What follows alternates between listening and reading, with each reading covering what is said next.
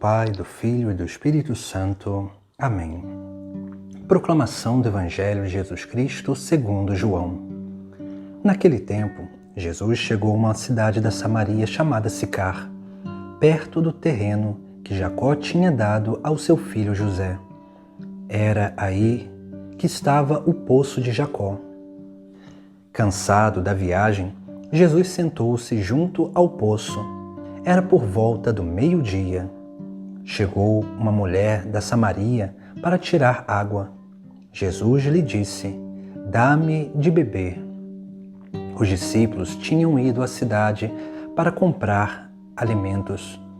A mulher samaritana disse então a Jesus: "Como é que tu, sendo judeu, pedes de beber a mim, que sou uma mulher samaritana?" De fato, os judeus não se dão com os samaritanos. Respondeu-lhe Jesus: "Se tu conhecesses o dom de Deus, e quem é que te pede, dá-me de beber, tu mesma lhe pedirias e ele te daria água viva." A mulher disse a Jesus: "Senhor, nem sequer tens balde e o poço é fundo. De onde vais tirar a água viva? Por acaso és maior que nosso pai Jacó, que nos deu o poço e que dele bebeu, como também seus filhos e seus animais?" Respondeu Jesus: "Todo aquele que bebe desta água terá sede de novo, mas quem beber da água que eu lhe darei, esse nunca mais terá sede.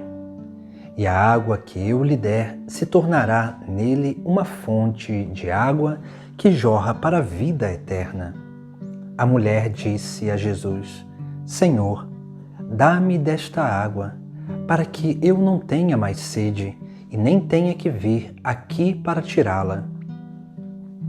Disse-lhe Jesus: "Vai chamar teu marido e volta aqui." A mulher respondeu: "Eu não tenho marido." Jesus disse: "Disseste bem que não tens marido, pois tiveste 5 maridos, e o que tens agora não é o teu marido. Nisso falaste a verdade." A mulher disse a Jesus: "Senhor, vejo que és um profeta. Os nossos pais adoraram neste monte, mas vós dizeis que em Jerusalém é que se deve adorar." Disse-lhe Jesus: "Acredita-me, mulher, está chegando a hora em que nem neste monte, nem em Jerusalém adorareis o Pai. Vós adorais o que não conheceis, nós adoramos o que conhecemos, pois a salvação vem dos judeus. Mas está chegando a hora, e é agora, em que os verdadeiros adoradores adorarão o Pai em espírito e verdade. De fato, estes são os adoradores que o Pai procura. Deus é espírito, e aqueles que o adoram devem adorá-lo em espírito e verdade." A mulher disse a Jesus: "Sei que o Messias, que se chama Cristo, vai chegar. Quando ele vier, vai nos fazer conhecer todas as coisas." Disse-lhe Jesus: "Sou eu que estou falando contigo." Nesse momento chegaram os discípulos e ficaram admirados de ver Jesus falando com a mulher. Mas ninguém perguntou: "Que desejas?" ou "Por que falas com ela?" Então a mulher deixou o seu cântaro e foi à cidade, dizendo ao povo: "Vinde ver um homem que me disse tudo o que eu fiz. Será que ele não é o Cristo?" O povo saiu da cidade e foi ao encontro de Jesus. Enquanto isso, os discípulos insistiam com Jesus, dizendo: "Mestre, come." Jesus, porém, disse-lhes: "Eu tenho um alimento para comer que vós não conheceis." Os discípulos comentavam entre si: "Será que alguém trouxe alguma coisa para ele comer?" Disse-lhe Jesus: O meu alimento é fazer a vontade daquele que me enviou e realizar a sua obra. Não dizeis vós, ainda 4 meses, e aí vem a colheita? Pois eu vos digo, levantai os olhos e vede os campos, eles estão dourados para a colheita. O ceifeiro já está recebendo o salário e recolhe fruto para a vida eterna. Assim, o que semeia se alegra junto com o que colhe, pois é verdade o provérbio que diz: um é o que semeia e outro o que colhe. Eu vos enviei para colher aquilo que não trabalhastes. Outros trabalharam e vós entrastes no trabalho deles. Muitos samaritanos daquela cidade abraçaram a fé em Jesus, por causa da palavra da mulher que testemunhava. Ele me disse tudo o que eu fiz. Por isso os samaritanos vieram ao encontro de Jesus e pediram que permanecesse com eles. Jesus permaneceu aí 2 dias. E muitos outros creram por causa da sua palavra. E disseram à mulher: já não cremos por causa das tuas palavras, pois nós mesmos ouvimos e sabemos que este é verdadeiramente o Salvador do mundo. Palavra da salvação. Nesse evangelho de hoje, onde contemplamos esse 4º capítulo do Evangelho de São João, nós contemplamos aquilo que é o símbolo ou uma imagem da vida cristã. Porque a vida cristã é uma vida de encontro, mas é uma vida de encontro que se atualiza com Cristo a cada dia, onde nós vamos dele bebendo essa água viva que ele nos oferece, para que nós possamos nos tornar essa fonte que jorra para a eternidade. O Evangelho de hoje há muitos sinais importantes. Por isso que nós precisamos cada vez mais adentrar nesse texto sagrado e perceber aquilo que é o essencial para a nossa vida. E nesse dia de hoje, o essencial para a nossa vida, para que possamos entender a vida cristã, é esses símbolos que vêm através dessa mulher, desse lugar e daquilo que Jesus fala a essa mulher. Por isso que a primeira parte do Evangelho, nós temos esse encontro. Jesus, andando nesse lugar, na Samaria, vai parar nesse poço de Jacó. O poço é o símbolo da vida, porque a água é o símbolo da vida. Por isso que Jesus Cristo ele para nesse poço, porque ele agora é o símbolo da vida. Ele é o verdadeiro poço, de onde nós andamos até ele para retirar água. Essa mulher é o símbolo da nossa vida, da vida pecadora, porque essa mulher vai ao meio-dia a esse poço para tirar água. E quando vai ao meio-dia, é o momento onde ninguém anda a um poço para tirar água, porque é o momento que o sol está cada vez mais forte. E nesse momento essa mulher vai, e ela vai nesse momento porque ela é uma mulher pecadora. E Jesus Cristo vai revelar a vida dela, porque vai dizer para chamar o marido, e ela vai dizer que não tem marido. E Jesus vai dizer: já tiveste 5 maridos e este que tem agora não é seu. Porque era uma mulher que vivia em adultério. Uma mulher que era uma pecadora pública.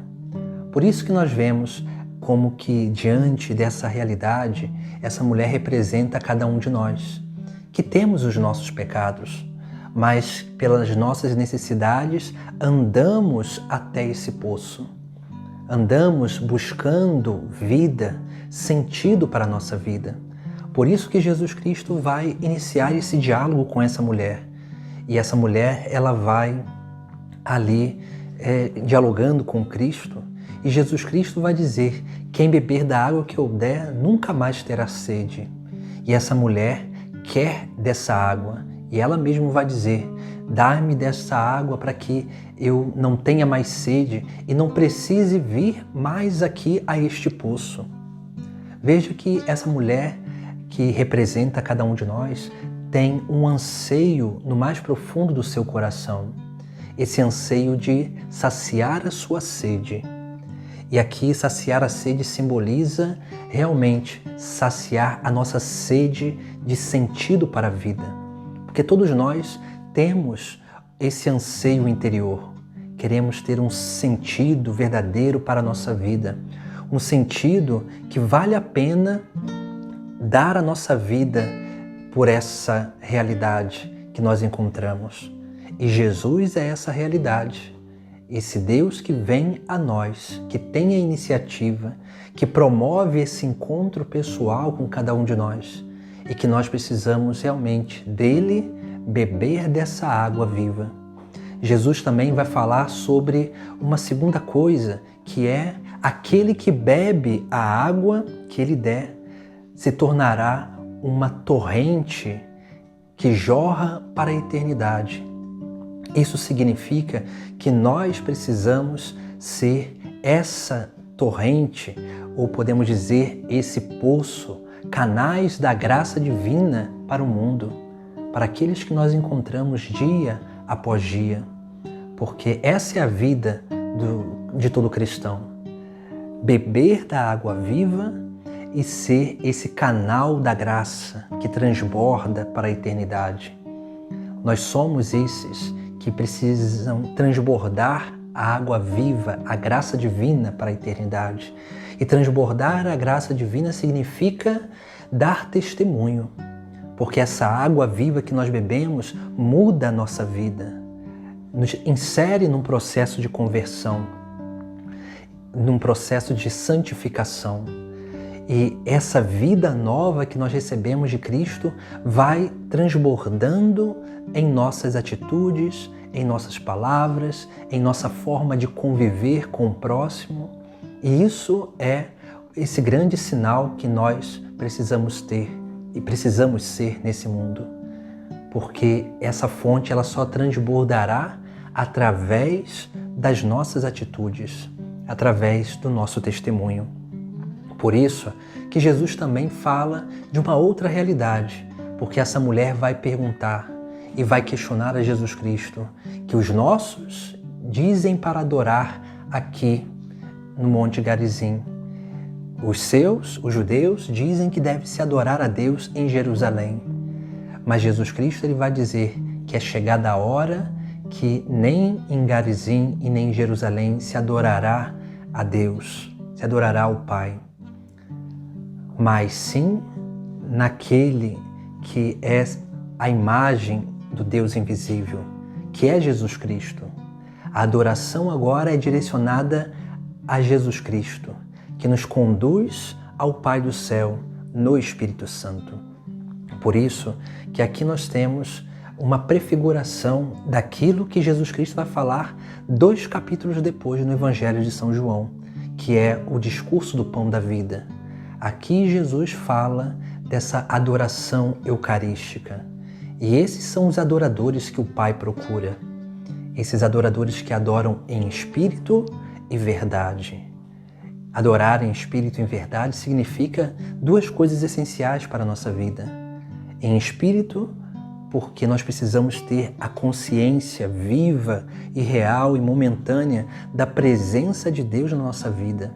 Quando nós temos essa consciência da presença de Deus na nossa vida, nós adoramos em espírito, porque nós não esquecemos de Deus e tornamos Ele cada vez mais presente na nossa vida. Em verdade, porque nós precisamos também ter atitudes verdadeiras de adoração. E as atitudes verdadeiras de adoração é principalmente no sacramento do altar, na Eucaristia, que Jesus mesmo vai dizer que é o seu corpo e é o seu sangue. Por isso que nós precisamos ter essas atitudes de adoração, porque é a atitude de adoração que nos faz permanecer no caminho de seguimento, nesse verdadeiro sentido da nossa vida, que é o reino dos céus. Por isso que na nossa vida precisa transbordar justamente isso, o nosso testemunho de verdadeiros adoradores. Por isso nós precisamos nos abrir à graça divina, ir ao encontro de Cristo para permanecer junto com Ele, porque quanto mais nós permanecemos com Ele, mais nós seremos capazes de realmente ser esse grande sinal, essa grande fonte que jorra para a eternidade, que toca todos aqueles que estão ao nosso redor, para gerar salvação em todos esses. Porque é isso que aconteceu com essa mulher samaritana. Porque depois desse encontro com Cristo, essa mulher vai se tornar a primeira evangelizadora. Essa mulher, ela vai ir à sua cidade para anunciar que encontrou o Messias. Veja que aqui nós temos a primeira evangelizadora dos pagãos, que é a samaritana. Uma pagã que se abre à fé em Jesus Cristo e vai ao seu povoado para dizer que encontrou o Messias. Essa é a realidade da vida cristã, porque a vida cristã, ela tem esse processo do encontro pessoal, da permanência no discipulado e depois do envio em missão, do desejo do nosso coração de anunciar aquele que mudou a nossa vida, aquele que faz diferença na nossa vida, aquele que é o poço, aquele que é a fonte, aquele que é a água viva, que nos dá de beber para que possamos ser essa fonte que jorra para a eternidade. Essa fonte que jorra para a eternidade através do nosso testemunho, dos nossos atos, das nossas palavras, da nossa forma de nos relacionar, para que possamos realmente ser uma grande obra evangelizadora neste mundo, sendo capazes de levar Jesus Cristo na nossa vida para todos os lugares que nós andarmos. Essa é a vida cristã. Esse é o verdadeiro sentido daquilo que é esse encontro pessoal com Deus, que nós contemplamos na passagem da Samaritana, nessa passagem onde Deus revela os anseios mais profundos do coração humano, mas Ele nos chama a permanecer com Ele, para sermos esse sinal dele no mundo e para todos aqueles que nós encontramos. Em nome do Pai, do Filho e do Espírito Santo. Amém.